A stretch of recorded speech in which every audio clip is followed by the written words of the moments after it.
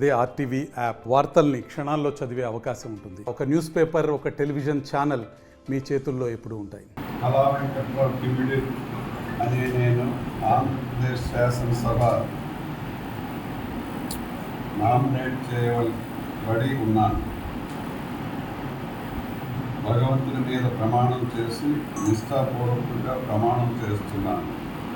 చట్టం నిర్దేశించిన విధంగానే భారత రాజ్యాంగం పట్ల పూర్తి విశ్వాసాన్ని కలిగి ఉంటానని, దాని సమైక్యత సార్వభౌమాధికారాన్ని కాపాడుతానని ప్రమాణం చేయించున్నాను.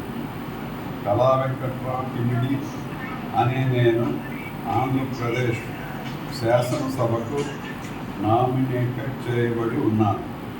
భగవంతుని మీద ప్రమాణం చేసి నిష్ఠాపూర్వకంగా ప్రమాణం చేస్తున్నాను. చట్టం నిర్దేశించిన విధంగానే భారత రాజ్యాంగం పట్ల పూర్తి విశ్వాసాన్ని కలిగి ఉంటానని, దాని సమైక్యత సార్వభౌమత్వాన్ని కాపాడుతానని ప్రమాణం చేస్తున్నాను.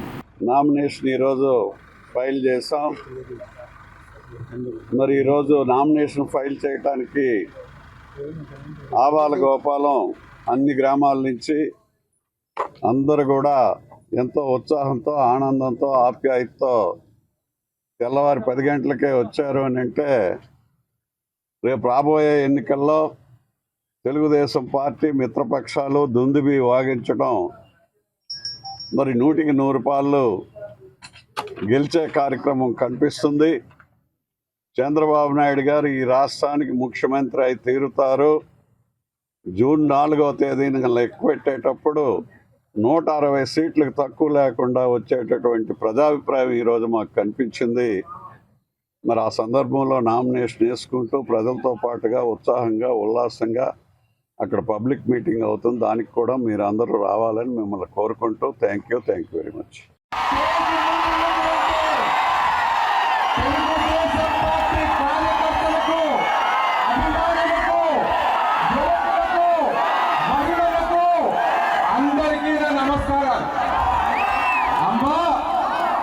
ఏ రకమైన పరిపాలన ఈ రాష్ట్రంలో ఉందో మనం అందరం కూడా చూసాం.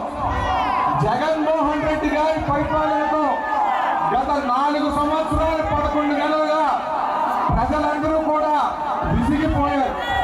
ప్రజలందరూ కూడా జగన్మోహన్ రెడ్డిని ఎంత త్వరగా గద్దెదించుదామో, చంద్రబాబు నాయుడు గారిని, కూటమిని ఎంత త్వరగా ఎక్కిద్దామని చెప్పి చూస్తున్నారు. జగన్మోహన్ రెడ్డి గారికి పరిపాలన దక్షత లేదు. జగన్మోహన్ రెడ్డి గారు చేసిందంతా కూడా కూల్చివేత, దోచుకోవడం. అమ్మా, మీరంతా ఒకటి గుర్తించాలి. ఈ రాష్ట్రం బాగుండాలి అంటే నారా చంద్రబాబు నాయుడు గారు మళ్ళీ ముఖ్యమంత్రి అవ్వాలి. ఆయన అనుభవం ఈ రాష్ట్రానికి అవసరం. ఆయన పరిపాలన దక్షత మనందరికీ కూడా అవసరం. మహిళలు బాగుండాలంటే, వృద్ధులు బాగుండాలంటే, యువకులందరికీ కూడా ఉద్యోగాలు రావాలంటే, స్కూలుకు వెళ్ళే పిల్లలందరూ బాగుండాలి అంటే నారా చంద్రబాబు నాయుడు గారు మళ్ళీ ముఖ్యమంత్రి అవ్వాలి. ఇదంతా కూడా ప్రజలు గుర్తించండి. కాబట్టి ఈసారి మన ఎమ్మెల్యే అభ్యర్థిగా పెదనాన్నగారు కళా వెంకట్రావు గారు, ఎంపీ అభ్యర్థిగా కలిసెట్టి అప్పలనాయుడు గారు, మరి వీళ్ళందరూ చూడడం అనేది జరిగింది. కాబట్టి తెలుగుదేశం పార్టీ కార్యకర్తలందరూ కూడా మీ అమూల్యమైన ఓటుని సైకిల్ గుర్తుకేసి గెలిపించాల్సిందిగా తెలియజేసుకుంటూ, ఒక్క విషయం చెప్పిన ప్రసంగం ముగిస్తాను. నాగార్జున అనే వ్యక్తికి చీపురుపల్లిలో ఉన్న ఆస్తులంటూ ఉన్నాయి అంటే, ఒకటి మా ఇల్లు, రెండవది మీ గుండెల్లో నా స్థానం.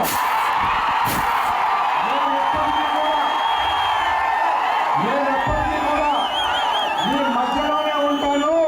ఇదే రకమైన ప్రేమను మీరు ఎప్పుడు నాకు ఇవ్వాలి అని చెప్పి తెలియజేసుకుంటూ, అందరూ సైనికులను పనిచేయాలని చెప్పి తెలియజేసుకుంటూ సెలవు తీసుకుంటున్నాను.